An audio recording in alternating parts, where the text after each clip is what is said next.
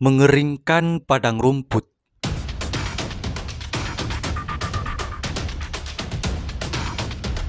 Manuver PKI dengan segala provokasi, agitasi, teror, serta pembunuhan selama beberapa tahun itu ibarat memanaskan atau mengeringkan padang rumput, bahkan padang ilalang. Sementara mereka berada di tengah padang yang dikeringkan itu. Ketika padang yang telah dikeringkan itu kemudian terbakar, maka PKI yang ada di padang itu terbakar hangus dan tumpas akibat ulahnya yang sembrono yang tanpa perhitungan, sehingga mengorbankan dirinya sendiri.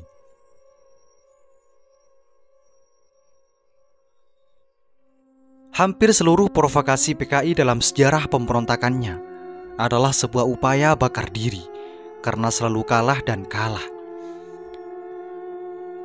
Perilaku PKI yang ambisius terhadap kemenangan dan kekuasaan itu telah mengusik ketenangan semua pihak yang ada di bangsa ini. Mereka adalah kelompok agama, kelompok masyarakat, kalangan santri dan priai, kalangan militer, termasuk dari kalangan partai politik. Semuanya merasa gerah dan marah dan terancam akibat ulah PKI. Karena itu, ketika PKI dinyatakan sebagai pemberontak, maka semua pihak tadi tanpa terkecuali melakukan pembalasan terhadap PKI.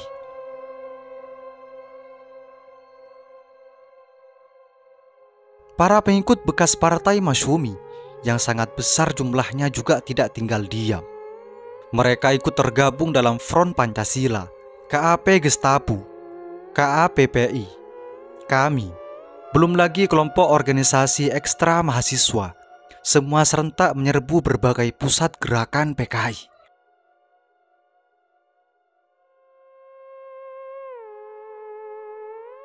Dalam mengembangkan agendanya, memang PKI menjadi mudah dikalahkan karena membuka front terlalu lebar, memusuhi semua kelompok yang ada di luar darinya.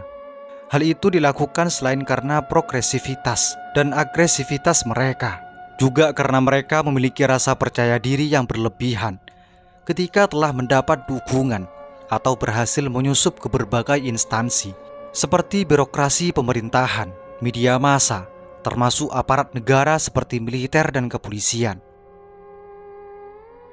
Kalaupun mereka bisa melakukan infiltrasi, tetapi tidak mudah berhasil dipengaruhi atau dikuasai, sehingga perlawanan sesungguhnya masih sangat besar.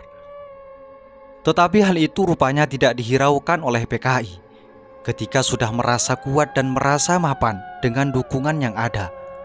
Kalaupun saat itu PKI telah mengklaim memiliki pendukung 20 juta anggota dan juga simpatisan, tetapi mereka lupa bahwa saat itu penduduk Indonesia telah mencapai ratusan juta, sehingga jumlahnya jauh lebih besar daripada jumlah anggota dan simpatisan PKI. Kelompok mayoritas itulah yang kemudian bisa memukul balik PKI dengan cepat. Sebenarnya, kelompok Islam yang paling dimusuhi PKI bukanlah NU, tetapi TNI dan Partai Masyumi. TNI dimusuhi karena dianggap penghalang paling potensial untuk merebut kekuasaan. Maka langkah untuk mendudukannya adalah dengan melakukan infiltrasi ke tubuh angkatan bersenjata itu.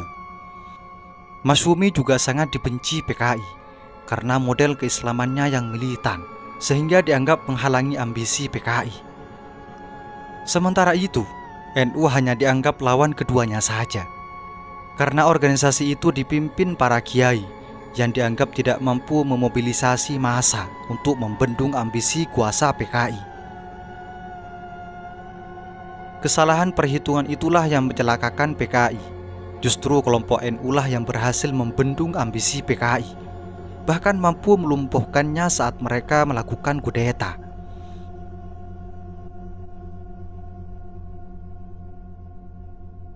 Pada saat Partai Masyumi melakukan pemberontakan PRRI tahun 1958, pasukan PRRI mengobrak-abrik kekuatan PKI yang ada di Sumatera Tengah dan Sumatera Barat.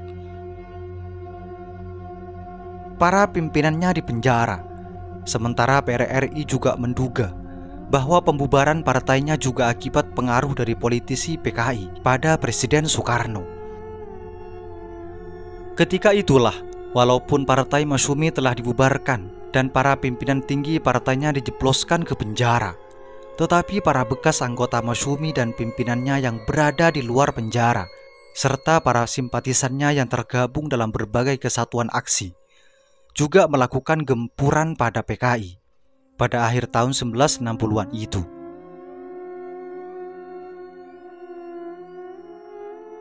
Sisa kekuatan Masyumi yang tersebar di berbagai tempat itu juga luput dari perhitungan PKI, sehingga menjadi kekuatan yang ampuh dalam memukul PKI. Semua elemen masyarakat melakukan perlawanan terhadap PKI.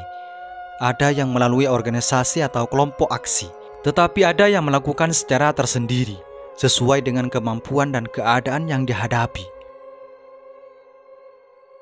Maka, selain terdapat perlawanan sistematis, seperti yang dilakukan kelompok NU dan berbagai organisasi kesatuan aksi, seperti Front Pancasila dan KAP Gestapo, serta kesatuan lainnya, banyak juga elemen masyarakat yang melawan diri, karena ini sudah menjadi amuk massa yang tidak kesemuanya terkendali. Faktor amuk massa yang amarah dan tak terkendali itu menjadi faktor yang sangat menentukan dalam peristiwa 1965 yang menelan banyak korban itu.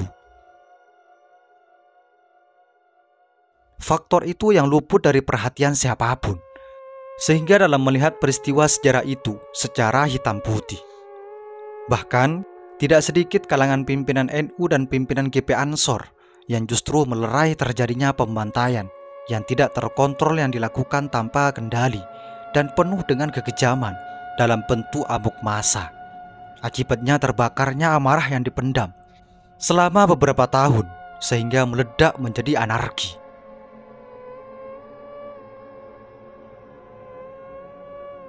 Bom waktu yang dirakit oleh PKI sendiri itu menjadi ledakan sosial yang tidak terbendung. Akhirnya PKI yang menjadi korban ledakan dari bom waktu yang dibuatnya sendiri.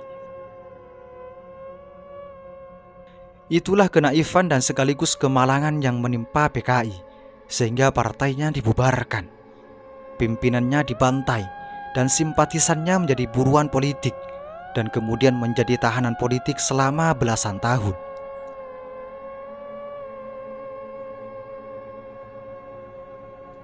Kesalahan konsep, kesalahan berpikir, kesalahan strategi, ditambah dengan kesalahan dalam melakukan taktik yang dilakukan PKI itu, akhirnya semuanya menjerat dan menikam diri sendiri, bahkan memusnahkan diri sendiri, sehingga terlempar dari panggung politik dan tampuk kekuasaan yang selama ini diuber dan diperjuangkan dengan segala cara.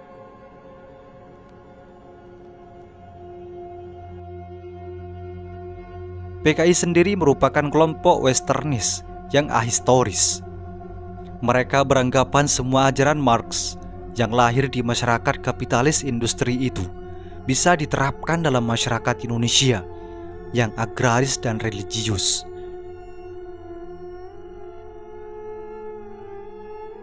Cara berpikir PKI yang ortodok dan radikal itu mengakibatkan mereka mengalami kesalahan dalam melihat perkembangan politik Indonesia dan perkembangan politik dunia saat itu. Kesalahan dalam melihat dan mendiagnosis masalah itu yang akhirnya salah juga dalam mencari solusi.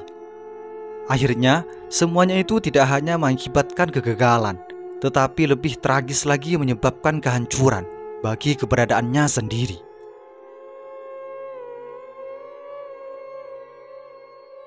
Itulah Partai Komunis Indonesia.